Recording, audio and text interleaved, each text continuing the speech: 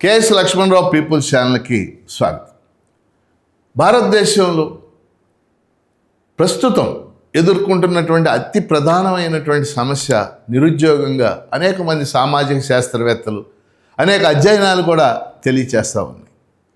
ఈ వారంలో నీతి ఆయోగ్ కొన్ని గణాంకాలు విడుదల చేసి నిరుద్యోగిత, శిక్షణ, నైపుణ్యం వీటికి సంబంధించి ఒక నివేదిక విడుదల చేసింది. ఆ నివేదికలో ఇచ్చినటువంటి గణాంకాలు కూడా నిరుద్యోగ సమస్యని అది చెప్పే విధంగా, అది ఏ విధంగా ఉన్నదని చెప్పే విధంగా ఈ గణాంకాలు మనకు తెలియచేస్తుంది. ఒక 3 అంశాలు ప్రధానంగా ప్రస్తావన చేసింది నీతి ఆయోగ్ నివేదిక. ఒకటి, ఉన్నత విద్యావంతుల్లో 8.25% మంది మాత్రమే విద్యార్హతలు తగిన ఉద్యోగాలు పొందుతున్నారు. ఉన్నత విద్యావంతుల్లో అంటే హైయర్ ఎడ్యుకేషన్ చేసినటువంటి వాళ్ళు దేశంలో 8.25% మాత్రమే వాళ్ళు ఏ డిగ్రీలు అయితే చదివారో వాటికి తగినటువంటి ఉద్యోగాలు పొందుతూ ఉన్నారు. రెండో అంశం చాలా ముఖ్యమైనటువంటి అంశం. 2015 నుంచి ఇప్పటి వరకు, 2015 నుంచి ఇది 2026, ఈ 11 ఏళ్లలో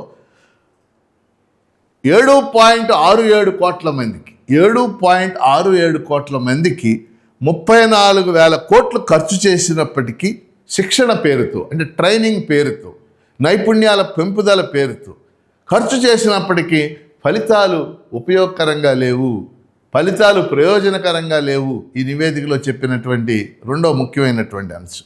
మూడోది చాలా ముఖ్యమైనటువంటి అంశం. మూడోది ఏంటంటే 15-29 సంవత్సరాల మధ్య వయస్సు గల యువకులు, అంటే జనరేషన్ జీ, 15-29 సంవత్సరాల మధ్య కలిగినటువంటి యువకులు 8.7 కోట్ల మంది, 8.7 కోట్ల మంది వాళ్ళు పనికి దూరంగా ఉన్నారు, శిక్షణకు కూడా దూరంగా ఉన్నారు. అంటే వాళ్ళకి ఎటువంటి శిక్షణ లేదు, అంటే స్కిల్ ట్రైనింగ్ లేదు, ఎటువంటి పని కూడా చేయటం లేదు. 8.7 కోట్ల మంది అంటే చిన్న విషయం కాదు. ఈ 3 మనం పరిశీలించినప్పుడు, మరోసారి చెప్తున్నాను, ఉన్నత విద్యావంతుల్లో 8.25% మంది మాత్రమే తమ విద్యార్హతలు తగిన ఉద్యోగాలు పొందుతున్నారు. అంటే 93% పొందటం లేదు, 92%. రెండో అంశం, 2015 నుంచి ఇప్పటి వరకు 7.67 కోట్ల మందికి 34,000 కోట్లు ఖర్చు చేసి శిక్షణ ఇచ్చినప్పటికీ తగిన ఫలితాలు పెద్దగా రాలేదు. మూడో అంశం చాలా ముఖ్యమైనది.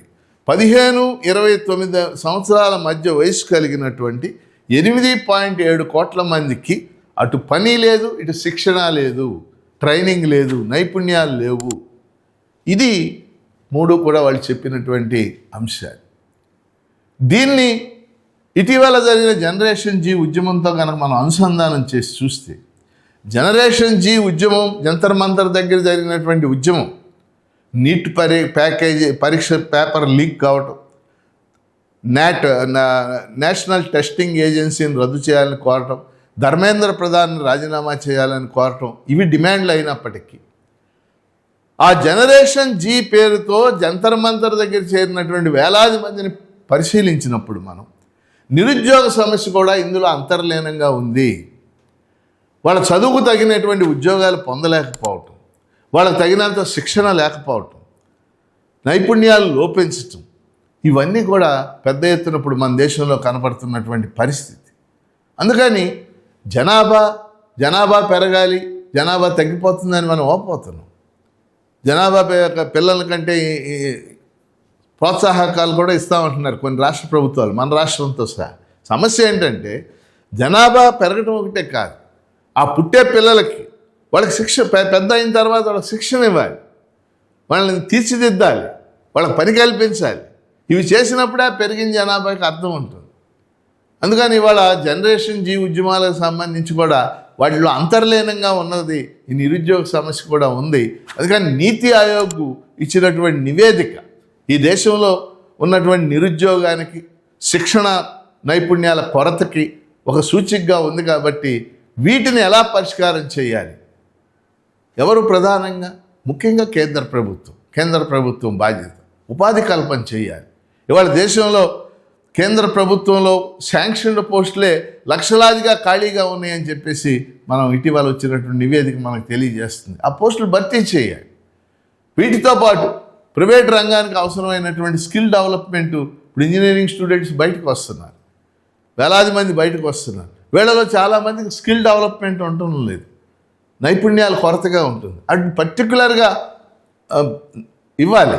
అవసరమైతే దేశవ్యాప్తంగా కూడా ఒక్కొక్క శాసనసభ నియోజకవర్గానికి ఒక స్కిల్ డెవలప్మెంట్ సెంటర్ని ఏర్పాటు చేయాలి. శాశ్వత ప్రాతిపదిక మీద ఏర్పాటు చేయాలి, తాత్కాలికమైనటువంటి పద్ధతిలో కాకుండా.